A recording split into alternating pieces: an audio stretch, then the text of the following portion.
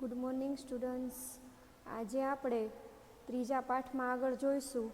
પહેલાં આપણે એસઆરસી ગુણધર્મ જોયો હતો. હવે આજે કયો જોઈશું તો કે એએલટી. તો કે એએલટી ગુણધર્મ શું છે? તો કે ઇમેજ સોર્સ લખીએ છીએ તો કેના માટે લખીએ છીએ એસઆરસી? તો કે આપણે ક્યાંથી ઇમેજ મેળવવાની છે. એએલટીનો મતલબ શું થાય છે કે તે શું કરે છે? તો કે મૂળ છબીને વર્ણવે છે. આ ગુણધર્મને મૂકવો એ હંમેશા સલાહભર્યું છે, કારણ કે તે છબીને વર્ણવે છે. દાખલા તરીકે આ એનું એક્ઝામ્પલ છે તો કે આઈએમજી ઇમેજનો ટેગ, એસઆરસી અને આપણે જે ઇમેજ આપેલી છે એનું નામ, એએલટી અને ધીસ ઇઝ અ રેમ્બો. એટલે કે આ શું છે? તો કે આ રેમ્બોની છબી છે. તેનું પહેલું કારણ એ છે કે તે છબીને વર્ણવે છે, જે ઘણી બધી વખત જરૂરી હોય છે. અન્ય કારણ એ છે કે ધારો કે કોઈ કારણોસર બ્રાઉઝર છબીને ન દર્શાવે તો પણ વાચક જેટલું જાણતો હશે કે કયું ચિત્ર આવશે. દાખલા તરીકે આપણા ફોલ્ડરમાં જ આપણે ઇમેજ નથી, બરોબર? તો શું થશે? એની જગ્યાએ લખેલું આવી જશે કે આ કેની ઇમેજ છે. દાખલા તરીકે rainbow.bmp. હવે એ મારા ફોલ્ડરમાં ઇમેજ હશે નહીં તો શું દર્શાવશે? તો કે ધીસ ઇઝ અ રેમ્બો. એટલે આપણે ખબર પડી જાય કે અહીંયા રેમ્બોની છબી આવશે, એટલે કે ઇમેજ આવશે. ત્રીજું કારણ એ છે કે જો વેબ પેજ સ્ક્રીન રીડર જેવા સોફ્ટવેર દ્વારા વાંચવામાં આવતું હશે તો છબીનું અર્થઘટન સરળ બનશે. એટલે કે સ્ક્રીન રીડર છે એ દ્રષ્ટિની ખામી ધરાવતા લોકો માટે તૈયાર કરેલું એક વિશિષ્ટ સોફ્ટવેર છે.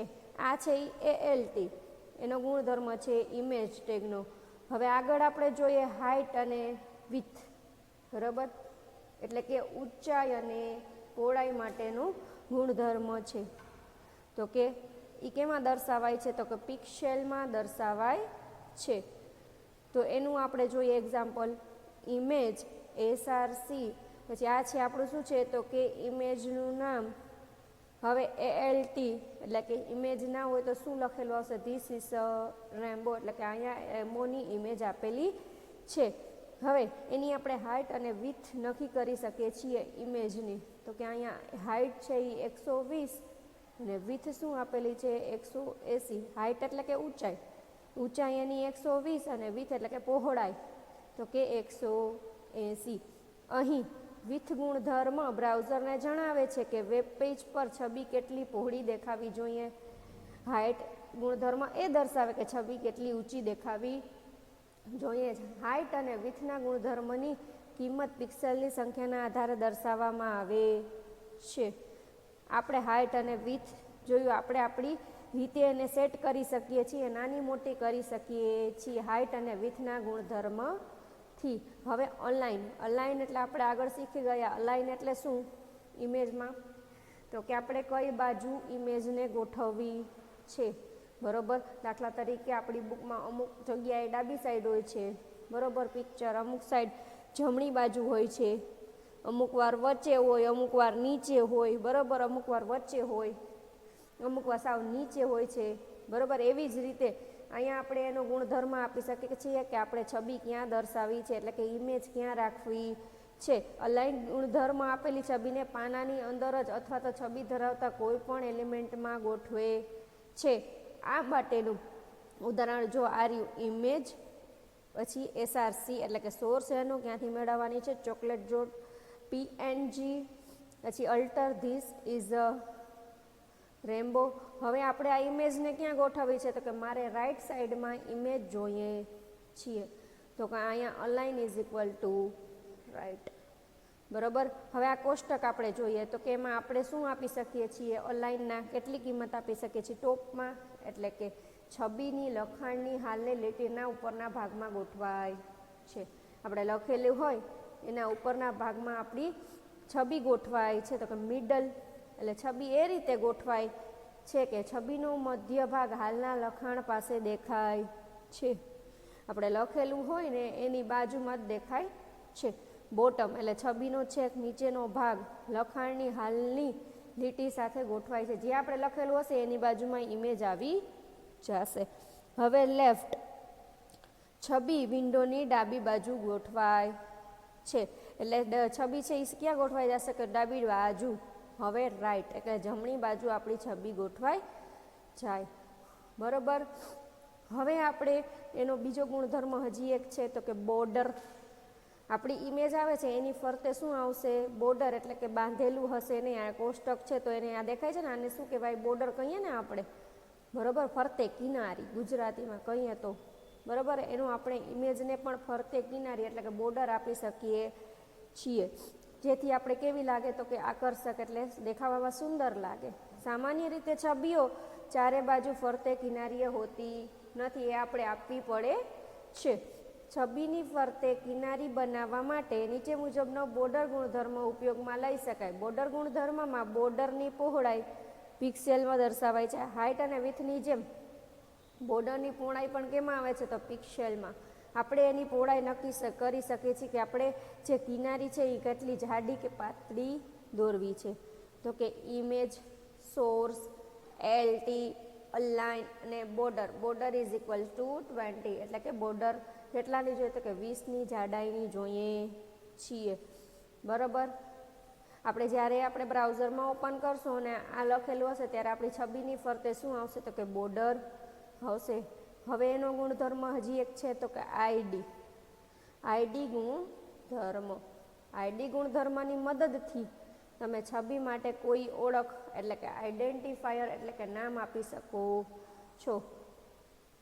આપણે એનું નામ આપી શકીએ છીએ. તો કે આઈડી ગુણધર્મ કેવી રીતે ઉપયોગ કરી શકાય? તો કે IMG, chocolate.png અને આઈડી. તો કે એનું નામ શું આપ્યું છે? તો કે ઇમેજ છે તો કે ચોકલેટની ઇમેજ છે તો કે શોર્ટ ફોર્મમાં CHOC અને અંડરસ્કોર એટલે નીચે લીટોને ઇમેજ. તો કે આ ઇમેજ છે એ ચોકલેટની છે. હવે ચારે બાજુ આપણે ખાલી જગ્યા ઇમેજમાં ઉમેરવી હોય તો શું કરવું પડે? તો કે ચારે બાજુ તો કે મારે જમણી બાજુ અને ડાબી બાજુ બંને સાઈડ. બરાબર. ચારે બાજુ એટલે ડાબી બાજુ જમણી બાજુ બંને સાઈડ આપણે જગ્યા ઉમેરવી છે. તો એના માટે આપણે શું ઉમેરવું પડે? તો કે ઇમેજની ચારે બાજુ ખાલી જગ્યા ઉમેરવા માટે સ્પેસ એટલે કે જગ્યા, V એટલે વર્ટિકલ, H એટલે હોરિઝોન્ટલ, સ્પેસ ગુણધર્મનો ઉપયોગ કરવામાં આવે છે. છબીની ઉપર અને નીચેના ભાગે ખાલી જગ્યા ઉમેરવા સ્પેસનો ઉપયોગ કરવામાં આવે છે. એ જ રીતે છબીની ડાબી અને જમણી બાજુએ ખાલી જગ્યા ઉમેરવા માટે શું ઉમેરવામાં આવે છે? તો કે H સ્પેસનો ઉપયોગ કરવામાં આવે છે. સ્પેસ તો કે ઉપર નીચે માટે, H સ્પેસ તો કે ડાબી અને જમણી માટે. તો ચાલો આપણે એનું પ્રેક્ટિકલી ઉદાહરણ જોઈએ, જે તમારી બુકમાં આપેલું જ છે. બરોબર. એ જ ઉદાહરણ આપણે જોઈશું. તો એ તમારે આપેલું છે પેજ નંબર 41 ઉપર.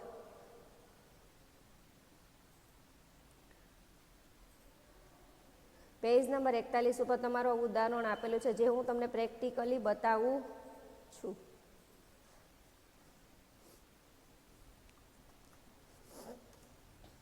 મેં પહેલેથી જ આ પ્રોગ્રામ લખી રાખ્યો છે. બરાબર. પેલું છે HTML ટેગ. હંમેશા મેં કીધું હતું કે આપણે HTML પ્રોગ્રામ લખીએ તો પેલું ટેગ HTML, બીજું head, title, my favourite, food, /title, /head એટલે કે હવે મારું હેડ સેક્શન કમ્પ્લીટ. હવે બોડી, પછી બોડી ટેગ ચાલુ થાય એની જ અંદર આપણે લખવાનું. હવે અહીંયા મેં હેડિંગ આપ્યું છે માય ફેવરેટ ફૂડ. બરાબર.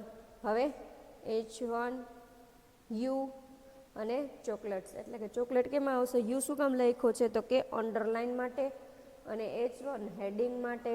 હવે પેરેગ્રાફમાં મારે મારી ઇમેજ દર્શાવવી છે તો કે ઇમેજ, સોર્સ એટલે કે 1.jpg. મારી ઇમેજનું નામ શું છે? તો કે 1.jpg. મેં જ્યારે ઇમેજવાળો પ્રોગ્રામ કરાવ્યો ત્યારે કીધું હતું કે આપણા ફોલ્ડરમાં ઇમેજ હોવી જરૂરી છે અને જે નામ ત્યાં આપેલું હોય એ જ નામ આપણે અહીં આપવાનું રહે છે. હવે તો કે ALT, here comes the sweet image. અહીંયા શું આવશે? તો કે મીઠી એટલે કે ચોકલેટ કેવી હોય તો કે મીઠી, એટલે આપણે અહીંયા લખીએ છીએ here comes the sweet image. હવે આપણે શું કરવું છે, એચ સ્પેસ અને વી સ્પેસનો ઉપયોગ કર્યો છો તો કે 100 100, બરાબર. બે સાઈડ આપણે શું રાખ્યું છે, હોરિઝોન્ટલ જગ્યા અને વર્ટિકલ આડી અને ઊભી કેટલી જગ્યા મૂકી છે કે 100 મૂકી છે. હવે નીચે મેં પેરેગ્રાફ લખેલો છે, બરાબર, કે chocolate are good for health, better for hunger and best for mood. Don't forget to clean your teeth until it is too late. હવે મેં એ હેડિંગમાં જ આપેલું છે, બરાબર, અને paragraph tag complete, body tag complete અને HTML ટેગ કમ્પ્લીટ. આ છે એ આપણો પ્રોગ્રામ કેના માટે છે, એચ સ્પેસ અને વી સ્પેસનો ઉપયોગ કર્યો છે. મેં આમાં ALTનો ઉપયોગ કર્યો છે, બરાબર. તો પહેલાં આપણે એચ સ્પેસ અને વી સ્પેસનો ઉપયોગ કરીને આપણી ઇમેજ કઈ જગ્યાએ આવે છે એ તમને રન કરીને બતાવું છું. તો આપણે ફાયરબોક્સમાં આપણે આ પ્રોગ્રામને રન કરીશું. મેં પહેલેથી જ આ લખેલો છે અને સેવ કરેલો છે. કેવી રીતે લખવો અને કેવી રીતે સેવ કરવો એ આપણે આગળના પ્રોગ્રામમાં શીખી ગયા.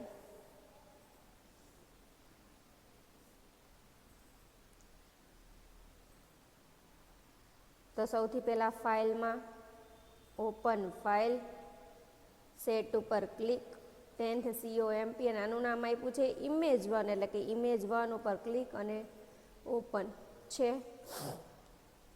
પહેલાં માય ફેવરેટ ફૂડ, પછી ચોકલેટ્સ, યુ આપ્યું હતું એટલે અંડરલાઇન. હવે મારે મેં અહીંયા આડી ઊભી રાખી છે ને, બરાબર, અને જમણી અને ડાબી બાજુ. હવે અહીંયા નીચે મેં પેરેગ્રાફ લખ્યો હતો, બરાબર. એચ સ્પેસ અને વી સ્પેસનો ઉપયોગ કર્યો એટલે ઉપર નીચે કેટલી જગ્યા રહી, સરખી જગ્યા રહી છે 100ની, બરાબર. આ છે તમારો એચ સ્પેસ અને વી સ્પેસનો ઉપયોગ કરીને. હવે આપણે બીજી રીતે આઉટપુટ જોઈએ. દાખલા તરીકે હવે હું શું કરું છું તો કે આપણા ફોલ્ડરમાંથી ઇમેજને ડિલીટ કરી નાખું છું. તો કે આપણું ફોલ્ડરનું નામ શું છે તો કે 10th COMP. હવે આ ઇમેજ છે અને અત્યારે હું ડિલીટ કરી નાખું છું, એટલે વહી ગઈ છે. જો મારા ફોલ્ડરમાં હવે ઇમેજ નથી. હવે મેં છે પ્રોગ્રામ લખ્યો છે, એમાં કાંઈ હું ચેન્જીસ કરીશ નહીં, એઝ ઇટ ઇઝ જ આપણો પ્રોગ્રામ રહેશે. જો આપણા ફોલ્ડરમાં પ્રોગ્રામ નહીં હોય, આપણા ફોલ્ડરમાં ઇમેજ નહીં હોય તો શું બતાવશે, એની જગ્યાએ અહીંયા લખેલું આવશે here comes the sweet image. તો કે અહીંયા સ્વીટ ઇમેજ આવે છે. અને ફરીથી આપણે રન કરીને જોઈએ તો કે ફાઇલમાં ઓપન ફાઇલ, પછી image1.html અને ઓપન છે. હવે ઇમેજની જગ્યાએ શું આવી ગયું, પહેલાં માય ફેવરેટ ફૂડ, ચોકલેટ્સ, અને અહીંયા પેરેગ્રાફ જે પ્રમાણે આવતો તો એ જ પ્રમાણે આવ્યો છે, પણ એની જગ્યાએ ઇમેજની જગ્યાએ શું લખેલું આવી ગયું, here comes the sweet image. એટલે આપણે કે ખબર પડે કે અહીંયા કેની ઇમેજ આવેલી હશે. જો ઇમેજ ના હોય તો પણ આપણે આઈડિયા આવી જાય. ચલો હવે આપણે એને ફરતે બોર્ડર આપી દઈએ. બોર્ડર ઇઝ ઇક્વલ્સ ટુ 20, એટલે 20ની બોર્ડર આપીએ છીએ. અને ફોલ્ડરમાં પાછા આપણે શું કરશું, આપણા ફોલ્ડરમાં પાછી ઇમેજ લઈ લેશું 1.jpg. તો જ તમારા ફરતે બોર્ડર આવશે, નકર આવશે નહીં. પિક્ચર્સમાં અહીંયા 1.jpg ને આપણે કોપી કરી લઈએ પાછા આપણા ફોલ્ડરમાં, કેમ કે પહેલાં આપણે ડિલીટ કરી દીધી હતી. હવે પાછી આપણે લઈ લીધી છે એટલે આપણે પાછો રન કરીશું ત્યારે પાછો દેખાશે. પાછું ફરીથી રન કરાવીએ. ફાઇલમાં ઓપન ફાઇલ, સેટ ઉપર ક્લિક, 10th COMP, image1.html અને ઓપન.